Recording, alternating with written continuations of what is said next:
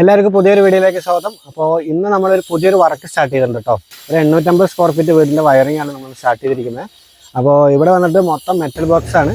ഹോൾഡറും junction മാത്രം നമ്മൾ PVC box ഉപയോഗിക്കുന്നുള്ളൂ. ബാക്കി സ്വിച്ച് ബോർഡൊക്കെ മെറ്റൽ ബോക്സ് ആണ്.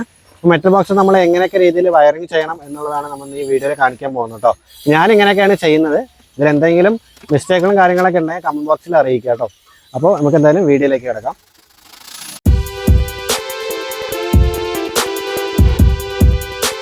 ഫ്രണ്ട്സ്, അപ്പോൾ ഇതാണ് നമ്മുടെ സൈറ്റ് കേട്ടോ. ഒരു 850 സ്ക്വയർ ഫീറ്റ് വീടാണ്. അപ്പോൾ നമുക്ക് മെറ്റൽ ബോക്സ് തന്നെ സ്റ്റാർട്ട് ചെയ്യാം. ഇതൊരു 6 മോഡിൽ മെറ്റൽ ബോക്സ് ആണ്. അപ്പോൾ ഇതിലേക്ക് പൈപ്പ് ഇടാനായിട്ട് നമ്മൾ അഡാപ്റ്റർ യൂസ് ചെയ്യണം കേട്ടോ. മെറ്റൽ ബോക്സിന് എല്ലാത്തിലും അഡാപ്റ്റർ യൂസ് ചെയ്യണം. അപ്പോൾ നമ്മൾ വെട്ടിപ്പൊളിക്കലൊക്കെ കഴിഞ്ഞിട്ട് വേണം ഈ മെറ്റൽ ബോക്സ് ഓപ്പൺ ചെയ്യലും അതേപോലെ അഡാപ്റ്റർ എവിടെയൊക്കെ വരുന്നതെന്നുള്ള അളവ് നോക്കാനും. പിന്നെ കുറേ ന്യൂസ് പേപ്പറൊക്കെ എടുത്തിട്ട് ഉള്ളിൽ ടൈറ്റാക്കി വെക്കുക. പിന്നെ masking tap 2 inch masking tap എടുത്തിട്ട് കംപ്ലീറ്റും കവർ ചെയ്യണം കേട്ടോ. ഫുള്ള് കവർ ചെയ്തിട്ട് നല്ല ഫിനിഷിങ്ങിൽ എവിടെയൊക്കെ ഹോളുണ്ടോ അവിടെയൊക്കെ ഹോളൊക്കെ അടച്ച് ഫ്രണ്ടായിട്ട് നല്ല ഫിനിഷിങ് രീതിയിലാക്കുക. കാരണം കലവയ്ക്ക് ഒന്നും ഉള്ളിൽ പോവാത്ത രീതിയിൽ ആക്കണം കേട്ടോ. അപ്പോൾ അത്രയും കാര്യം നമ്മൾ ഈ മെറ്റൽ ബോക്സിൽ ചെയ്യുക. ഇപ്പോൾ തന്നെ നല്ല രീതിയിൽ തന്നെ സെറ്റായിട്ടുണ്ട്. എവിടെയൊക്കെ പൈപ്പ് വേണമെന്നുള്ളതൊക്കെ സെറ്റാക്കി വെക്കുക. ഇനി നമ്മൾ ചെയ്യേണ്ടത് PVC ബോക്സ് കേട്ടോ. ഈ ബിറ്റ് ഉപയോഗിച്ചിട്ടാണ് ഞാൻ PVC ബോക്സ് തുളയ്ക്കാറ്. അങ്ങനെയാണെങ്കിൽ കറക്റ്റ് ടൈറ്റായിട്ട് ഈ പൈപ്പ് നിൽക്കും കേട്ടോ. അപ്പോൾ നമുക്ക് ആവശ്യമുള്ള സ്ഥലത്ത് ഈ ബിറ്റ് ഉപയോഗിച്ച് ചെയ്യാം.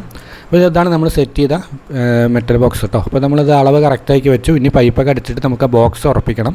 ഇല്ലെങ്കിൽ ബോക്സ് ഉറപ്പിച്ചിട്ട് പൈപ്പ് സെറ്റ് ചെയ്താലും മതി, എങ്ങനെയായാലും കുഴപ്പമില്ല. ഞാൻ മിക്കവാറും പൈപ്പ് ഇട്ട ശേഷമാണ് ബോക്സ് ഉറപ്പിക്കുക കേട്ടോ. കാരണം എന്താ വെച്ചാൽ പിന്നെ ആ ഗ്യാപ്പിൻ്റെ ഉള്ളിൽ കലവയൊന്നും പോവില്ലല്ലോ.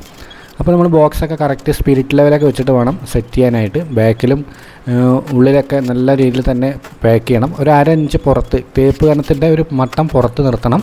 എന്നിട്ട് സ്പിരിറ്റ് ലെവലൊക്കെ നോക്കിയിട്ട് കറക്റ്റ് ലെവലാണോ എന്നുള്ളത് നമ്മൾ ചെക്ക് ചെയ്യണം കേട്ടോ.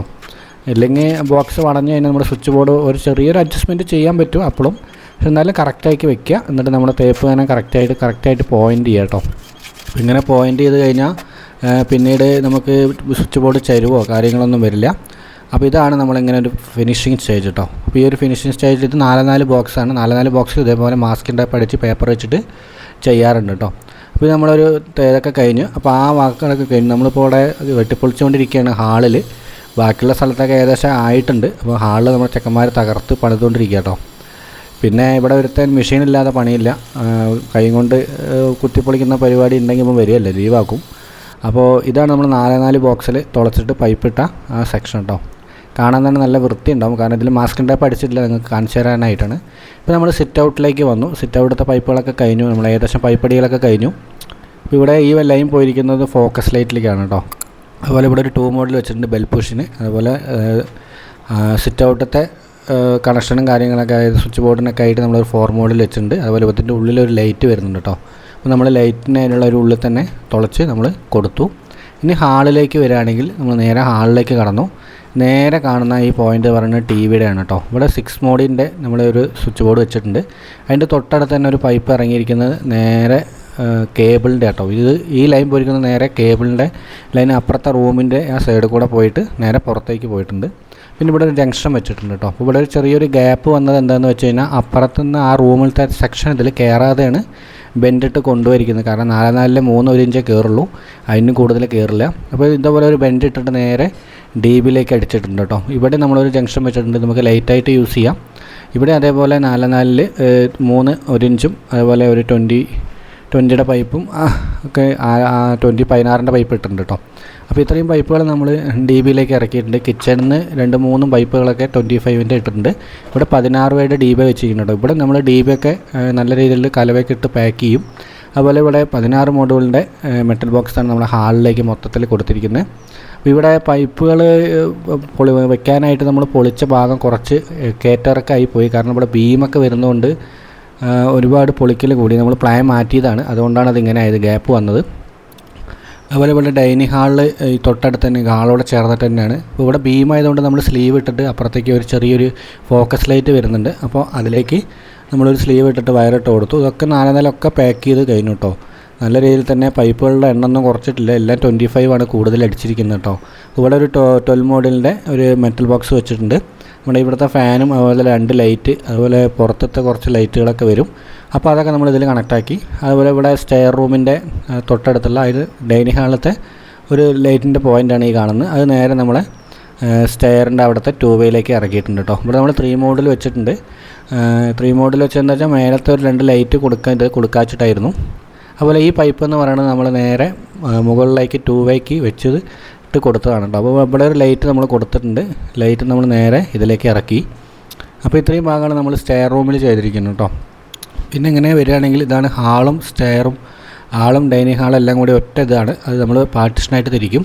പിന്നെ ഇവിടെ നമ്മൾ ബെല്ല് വെക്കാനുള്ളതായിട്ട് ഒരു സെറ്റപ്പ് കണ്ടിട്ടുണ്ട്. അപ്പോൾ അതിവിടെ സെറ്റാക്കിയിട്ടുണ്ട് കേട്ടോ. അപ്പോൾ ഇവിടെ ഒരു ചെറിയൊരു വർക്കും കാര്യങ്ങളൊക്കെ വരും. അതിൻ്റെ ലൈറ്റിൻ്റെ പോയിൻ്റ് നമ്മൾ മുകളിലേക്ക് ഇട്ടിട്ടുണ്ട്. പിന്നെ നമ്മൾ സ്റ്റെയറിൻ്റെ അടിയിൽ വരികയാണെങ്കിൽ ഇവിടെ ഒരു വാഷ് ബേസിനുള്ള ഒരു പോയിൻ്റ് കൊടുത്തിട്ടുണ്ട് കേട്ടോ. ഇവിടെ മിറർ ലൈറ്റിനാണ് നമ്മൾ മേലെ വെൻറ്റിട്ട് കൊടുത്തിരിക്കുന്നത്. ഇവിടെ ഒരു 2 മോഡൽ കൊടുത്തിട്ടുണ്ട് കേട്ടോ. അവർ സ്വിച്ച് മാത്രം മതി എന്ന് പറഞ്ഞു, പ്ലഗ് വേണ്ടെന്ന് പറഞ്ഞു. അപ്പോൾ അതുകൊണ്ട് നമ്മളത് അങ്ങനെ ആക്കി. പിന്നെ ഈ ലൈൻ പോകുന്നത് നേരെ ഇൻവെർട്ടറിലേക്കാണ് കേട്ടോ. ഇൻവെർട്ടറിന് എത്തുന്ന മുന്നേ ഇവിടെ ഒരു 6 മോഡൽ ബോക്സ് വെച്ചിട്ടുണ്ട്. ഇവിടെ എന്താണെന്ന് വെച്ചാൽ 2 പ്ലഗും അതുപോലെ ഒരു സ്വിച്ചൊക്കെ കൊടുക്കാനായിട്ട് നമ്മൾ കൊടുത്തു വെച്ചിട്ടുണ്ട് കേട്ടോ. ഇവിടെ ഇതാണ് ഇൻവെർട്ടറിൻ്റെ പോയിൻ്റ്. ഇവിടെ 4 മോഡലിൻ്റെ ബോക്സ് നമ്മൾ സെറ്റാക്കിയിട്ടുണ്ട്. ഇതൊക്കെ 25ൻ്റെ പൈപ്പാണ്. DB വരയ്ക്കും അടിച്ചിരിക്കുന്നത്. സെപ്പറേറ്റ് ആയിട്ട് DB വരയ്ക്കും 25ൻ്റെ പൈപ്പ് അടിച്ചിട്ടുണ്ട് കേട്ടോ. ഇനി നമുക്ക് റൂമിലേക്ക് കിടക്കുകയാണെങ്കിൽ ഈ റൂമിൽ 2 ലൈറ്റും ഒരു ഫാനും ഒരു പ്ലഗും അതുപോലെ എക്സ്ട്രാ ഒരു പ്ലഗും ഉണ്ട് കേട്ടോ. അതാണ് നമ്മളിന്ന് കാണാൻ പോകുന്നത്.